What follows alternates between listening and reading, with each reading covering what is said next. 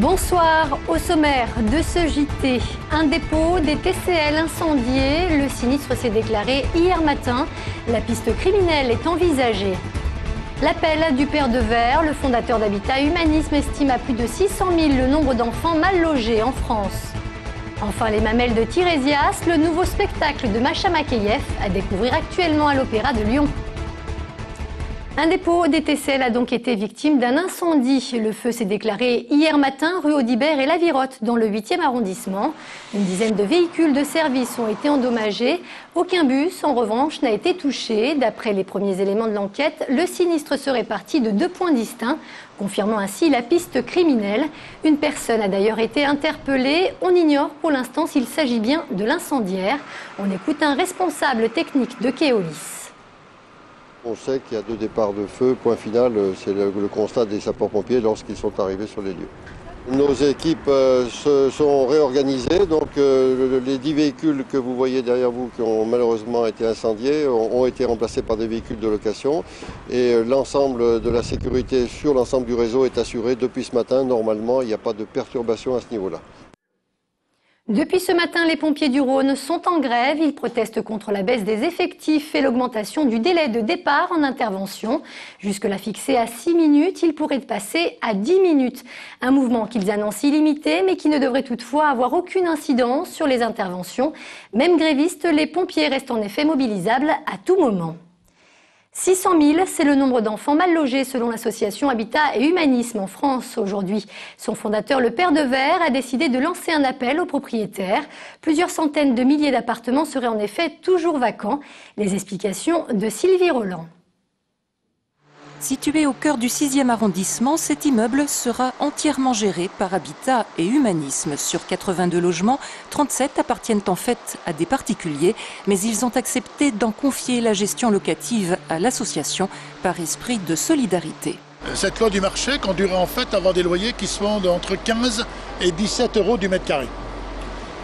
À travers cette approche de la solidarité, on va avoir des loyers qui vont être de l'ordre de 7 euros du mètre carré. Une opération donnant-donnant. En contrepartie d'un loyer modéré, cette propriétaire a bénéficié non seulement de l'aide d'Habitat et Humanisme pour rénover ses 2 appartements à Pierre-Bénite, mais aussi de la garantie de l'association et enfin d'avantages fiscaux. À mon avis, j'aurais jamais fait environ 80 000 euros d'économie sur 10 ans. J'aurais jamais pu. Donc voilà, ça représente ça déjà.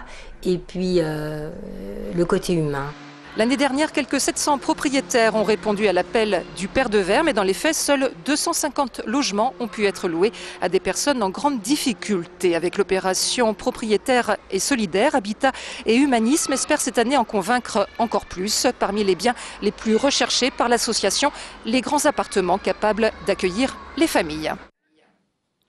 Les professionnels de l'urgence sociale, toujours mobilisés. Ils étaient une trentaine ce matin à s'être rassemblés devant le gymnase Bellecombe dans le 6e. Ils demandent au nouveau préfet de région, Jean-François Carinco, le maintien de la structure. Et ce, malgré la remontée des températures constatées ces derniers jours. Depuis le 26 novembre, le gymnase Bellecombe accueille une centaine de sans-abri. On écoute un responsable de Médecins du Monde au micro de Benoît d'Autriche. On sait qu'il y a différents lieux qui existent, des cliniques qui ont fermé, comme la clinique Mon-Plaisir, la clinique de la Roseraie, Magata-Vénitieux, etc., où il y a des places potentielles, où on peut essayer de construire un projet d'hébergement périn et donc augmenter le potentiel sur Lyon de places d'hébergement d'urgence. Après, l'objectif, c'est pas que faire de l'urgence, donc c'est vraiment essayer de voir ensemble une stratégie à moyen et long terme sur l'hébergement-logement. À noter qu'en fin de matinée, le préfet de région a finalement annoncé le maintien des 2 gymnases Bellecombe et Clémenceau, et ce jusqu'à nouvel ordre. Et puis du côté de la presqu'île, les promeneurs du dimanche ont eu la bonne surprise hier de voir les boutiques exceptionnellement ouvertes. Une mesure prise par la préfecture après les émeutes d'octobre dernier. Mais le bilan de cette première ouverture dominicale d'avant Noël semble plutôt mitigé.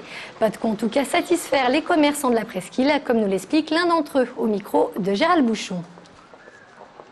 C'est un pis-aller. On ne peut pas remplacer 10 jours où les tiroirs caisses ont été pratiquement bloqués en une journée. Donc c'est un petit plus qui est accordé aussi à nos clients. Ça leur permet aussi d'avoir un jour supplémentaire pour faire leurs achats. Mais c'est qu'un pis-aller, bien entendu. On ne rattrapera pas ce qui a été perdu auparavant. Notez que les magasins seront également ouverts les 2 prochains dimanches, aussi bien en Presqu'île d'ailleurs que dans l'ensemble des centres commerciaux de la région. À la rubrique sportive à présent, sachez qu'en foot, l'OL s'est imposé 2-1 face à Montpellier samedi soir. En rugby, le Loup a fait match nul face à Oyonnax. Enfin, la Saint-Élion a été remportée par un Haut-Normand qui a terminé la course en 5h18. Retour sur ces différents événements avec Émilie Deschamps. 11 500 participants, un record pour la 57e édition de la Saint-Élion et ses 68 km reliant Saint-Étienne à la capitale des Gaules. Ni la neige ni le froid n'ont donc empêché les courageux de participer à cette course nocturne devenue culte. Et au terme de 5h18 d'effort, c'est le Normand Denis Morel qui s'impose devant Emmanuel Gau et David Pasquiau. L'année dernière, je me suis perdu et c'est une bonne revanche parce que l'année dernière, j'ai couru avec des lunettes. Et à la sortie de la Saint-Élion, j'ai été voir mon ophtalmo, je me suis dit, il faut que je me fasse opérer. Donc vous voyez, ça a payé. En rugby, le Loup ramène le nul d'Oyonnax, 9 partout. Dans des conditions de jeu difficiles, les hommes de Raphaël Saint-André n'ont jamais pu concrétiser leur domination. Et pour la 8e année consécutive, les Lyonnais ne sont pas parvenus à s'imposer au stade Charles-Maton.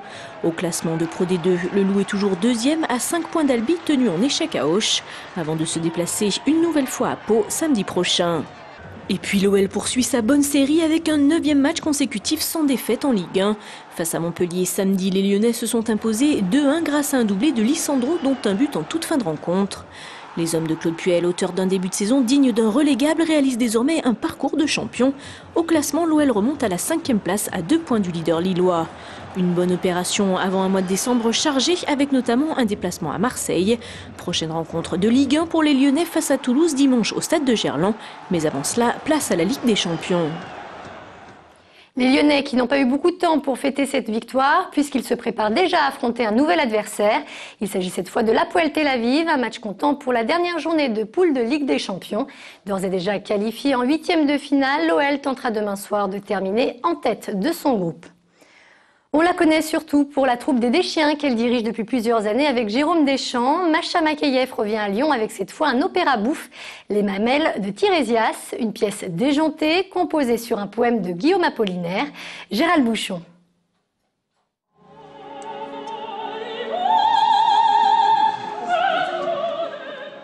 À Zanzibar, Thérèse se révolte contre sa condition de femme. Elle laisse s'envoler ses mamelles et devient Thérésias. Son mari devient femme et va donner naissance à de nombreux enfants. Un opéra bouffe tiré d'un texte de Guillaume Apollinaire. Je transforme en homme parce que j'en ai marre des hommes. Je veux faire ce que je veux. J'en ai marre de faire ma lessive, de faire des enfants, de faire... donc c'est vraiment l'émancipation de la femme, quoi. Pour moi, c'est aussi une libération dans un sens. Je peux expérimenter avec des choses que j'aurais pas fait en tant que mauvais garçon, bien sûr. Je peux me permettre de jouer avec un autre homme, de faire un peu... d'essayer d'autres couleurs de personnalité aussi. Les Mamelles de Tirésias, un opéra peu connu qui nous plonge entre cirque et music-hall de l'entre-deux-guerres. On parle d'une musique qui illustre finalement le texte d'Apollinaire plus que d'une musique d'opéra. On n'a pas cet opéra de numéro, vous savez, un air récitatif, mais plutôt un orchestre qui commente le texte d'Apollinaire. Donc c'est du théâtre musical quasiment. Programmés en deuxième partie, après le bof sur le toit, les Mamelles, mises en scène par Macha Makeyev, sont à l'affiche de l'opéra jusqu'au 13 décembre. Et puis culture toujours, on vient de l'apprendre, Jean Lacornerie vient d'être nommé directeur du théâtre de la Croix-Rousse. Il succède ainsi à Philippe Faure, décédé en juillet dernier. Jean Lacornerie dirigeait depuis 2002 le théâtre de la Renaissance à Oulin. C'est la fin de ce JT, merci de nous avoir suivis. On se retrouve très vite pour un nouveau point sur l'information. Très bonne soirée sur TLM.